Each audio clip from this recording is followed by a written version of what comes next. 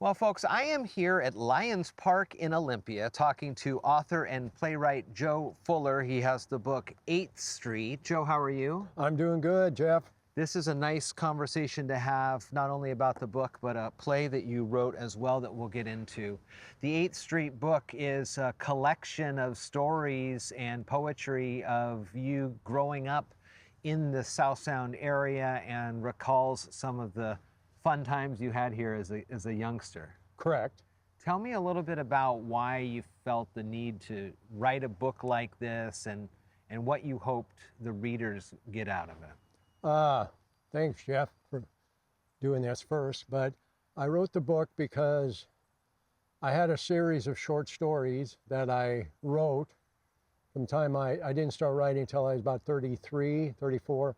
But I had a series of stories that I wrote, short stories, and I didn't know what I was going to do with them. I just started writing them about growing up in a Catholic family in Olympia, Washington, and how it all came to fruition was Dick Pust, which you know. Yeah, yeah. He wrote his book, and I grew up listening to him, and he was going to people's house, and it was a pandemic, so I emailed him, and he came out to my house.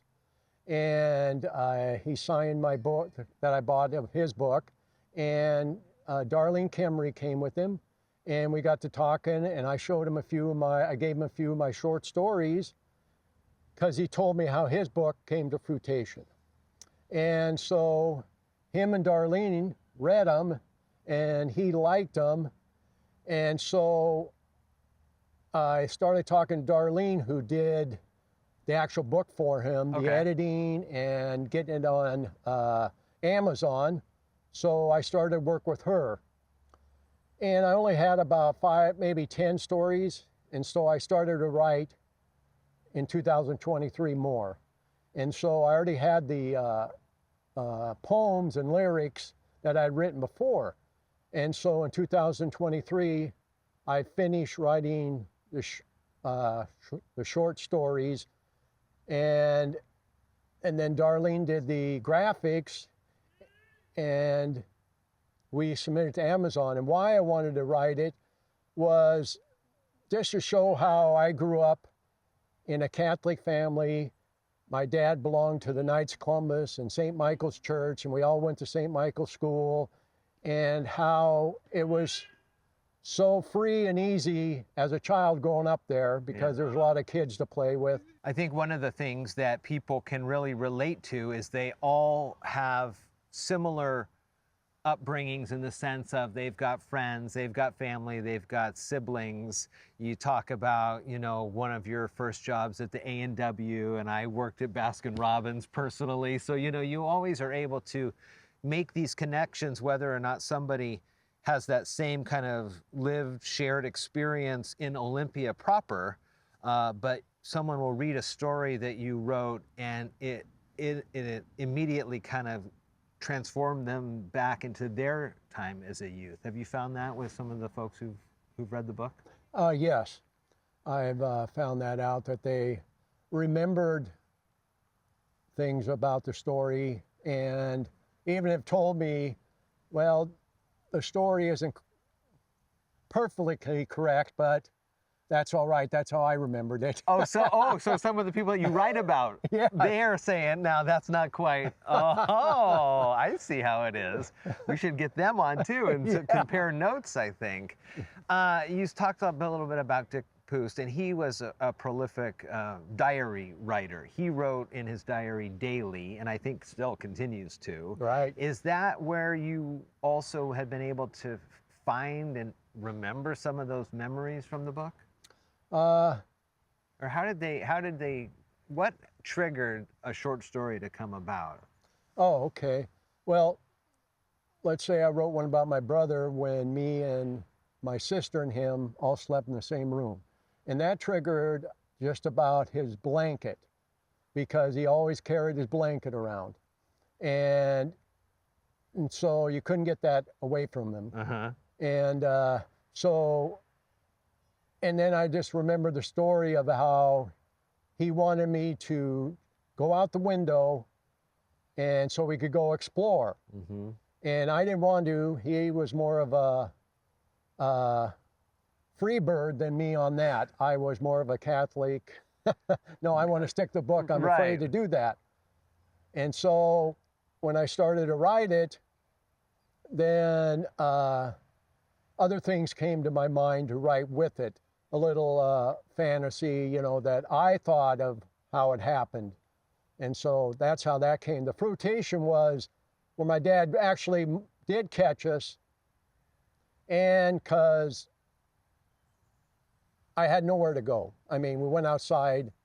You haven't read the story, but I went down the window outside. My dad came in, closed the window, so I was outside by myself. So where am I going to go? I don't know. So I went and rang the doorbell because I had to get back in this house, and I was scared.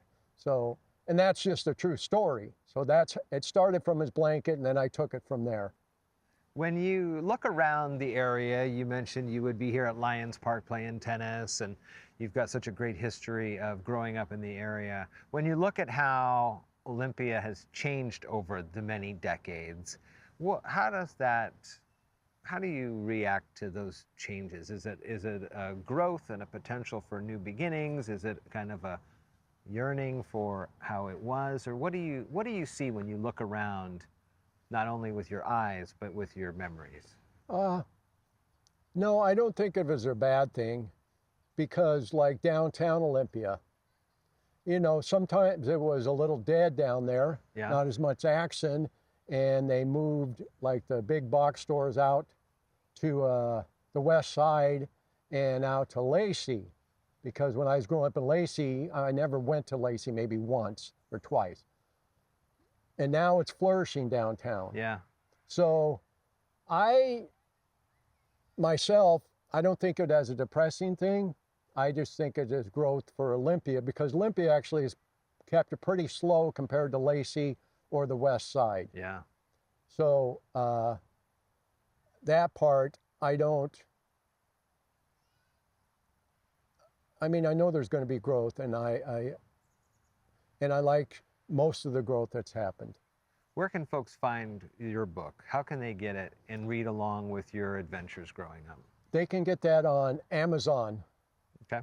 And I'll put the links to that as well. I mentioned at the beginning of this, Joe's also a playwright. Yes. He has written a play that it's a very impressive story, table read as I watched it. You sent me the links. And where did this come about? Well, the screenplay, the Playwright came from when I was 33. I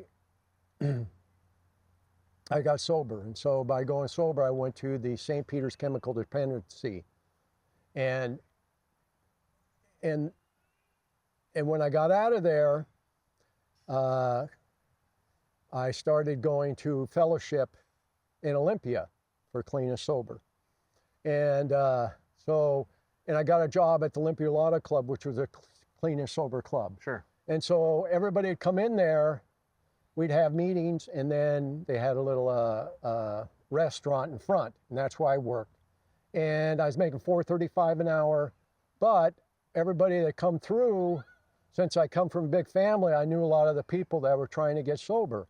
And at that time, I wasn't customer service friendly as much. Okay. Because I was just getting clean and sober. But every time you ask someone, hey, how you doing? They tell you their life story. Yeah. And so I just listened. And so in that same year, which was 1991, I went to a actual intervention for a friend I went to high school with. And so an intervention, I don't know if people know what that is, but I'm sure people is where you all meet at a counselor's, they teach you what's going to happen. We're trying to get this person to go to treatment, gets clean and sober. Mm-hmm. And so we did that. And after that, it was I won't go through the whole thing, but at the end of that, he didn't go to treatment, but it was one of the most powerful experiences in my life, because everybody had to talk to him and tell him how they felt. Yeah. We hope you get sober. You don't contact me. And the final person to talk was his little daughter. And she said what she said, and everybody was crying by that time. But anyhow, he didn't go, but 6 months later, I got to take him to treatment. And then he's been sober ever since 1991. And so in this fellowship that I belong to, they have functions like banquets, stuff like that. And there was a group called the Low Bottom Players that did skits for these functions. And I thought that was the coolest thing in my life. I joined it, and I love skits because I grew up watching those old shows like Carol Burnett, Dean Martin, and Sonny and Cher, and they did skits. I love skits. And anyhow, so we all started writing little skits about mainly sobriety and stuff like that. The guy left who ran it, I took over, and that's where I started writing. And I always remember that treatment center. I mean, not treatment center, I always remembered the intervention, and that's what it is. It's a musical, drug, and alcohol intervention. When people, and a lot of emotions come up for families that have been through this process, and some folks have seen it on TV. A&E used to have an intervention show that would show kind of that raw aspect of sitting around a room, pulling out the letters, reading the letters to the folks so they can stay on target and on task as they're expressing their feelings to the person they hope to get help. Kind of come at it from both ways for me on this. Okay. For someone who is going to be speaking to that person who you want to get the help to, explain a little bit about what those feelings are, what emotions are, and how in the moment it may be really difficult to do this, but it is important for that person to hear your message in their decision to go get help. Since I'm in recovery myself, if someone did that to me, how I felt it was for the person is, I was always thinking, it's not really my fault, it's more your fault when I'm in that addiction. Sure. When people come and go, you need help? I say, no, if it's not me, it's you. If you wouldn't do this, I wouldn't be drinking. I wouldn't be drugging. So that's my defense mechanism, because I know they're right, but I don't want to admit that. Yeah. So when I sent my letter to my friend, I just told him, from my point of view for him, that I was seeing he was going down the wrong path and he needs help because he can't do it by himself. When I first got I tried so many times to get clean and sober by myself, I couldn't. The last time I asked for help and went to a fellowship because I can't do it myself. Sure. Some people can, but statistically, no. And so I came from the heart of that way. And then let's reverse it. So now you're talking to the person who they have just walked through the door and they see the round table. What do you say to them to keep them from not going back out that door and not even entering the room and listening? In this case, and not always, but in this case, our friend's boss brought him. Okay. So he came in, like you said, and he looked angry right away. Yes. And the counselor and the boss got him calmed down to sit down and just listen. And that's how that happened.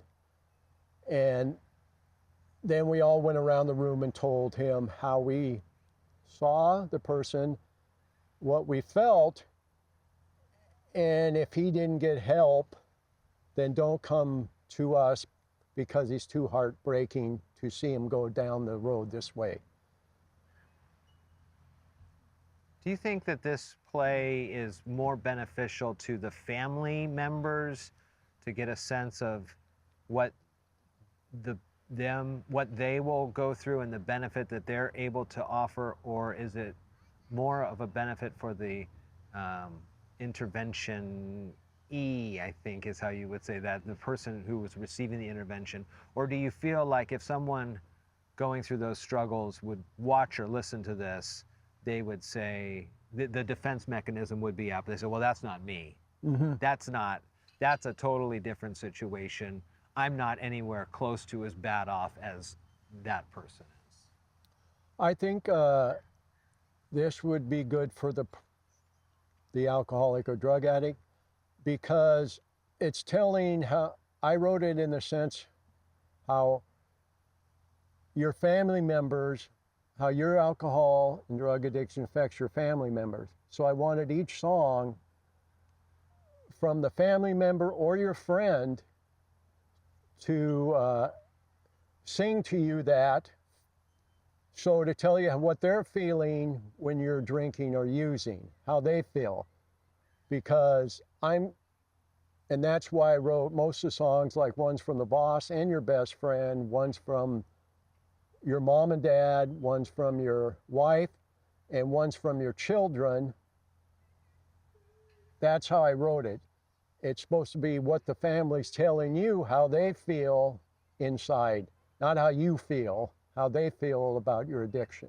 I'll put again the links to this, plus where you can listen to the music as well, so folks can take that journey and hear those songs as well. Obviously, you can't do these without a bunch of help. Who are some of the folks that really helped you through this process? My wife first, because she helped me with the editing, because I'm not a natural writer, but she had gone to college, which people go to college, they have to write a lot. But my wife, Linda Jo, Rick Beatty did the music, and Paul's Max was the guy who directed it, and the one so he helped me a lot there too. So did you write the lyrics and the music was added after, or was that a collaboration, or? I wrote the lyrics and the play. As a poem? Because you also, back to the book, you have poetry in the book right. as well, so. I wrote the play and the lyrics, and I did it in a screenplay format. It was my first time doing anything writing that big. And so I just wrote it. And then after that, I was working for the Department of Social Health Services. A guy in there was a musician. And so I wanted music made, and he had a studio. And so I gave it to him, and he created the music. And then, 20 some years later, I got all the musical arrangements completed by two guys, Davin Tillegas and Andrew Pang did the actual musical arrangements. So those are two other people that helped me. I will again put the notes on this for sure, so people can find links to find more information on all that we've been talking about. It's never, and I think you might agree to this, it's never too late to get help. Correct. It's never too early to ask for help. And there are not only loving family members willing to support anyone going through any sorts of struggles, drug and alcohol related especially, but there are a myriad of services all throughout the South Sound that people can start to learn more about. And they're readily available online. You can find all sorts of information. Correct. Well, it's good to talk to you. It's, I know, very difficult to kind of open yourself up in these types of situations. You know, short stories are fun and they tell a great story, and it's fun to think about that. But then when you go through other more personal aspects of it, you know, sometimes it's difficult as you're sitting there writing to feel like, one, do I want to open myself up this much to the world? And then two, how will my friends and family react to reading what they're hearing from me? So it's always a good opportunity to be that person, to take that first step for someone else to find and connect with you. Correct. So, awesome. Joe Fuller, author, playwright, poet, all sorts of good things. Thank you. Thank you, Jeff. I really appreciate it.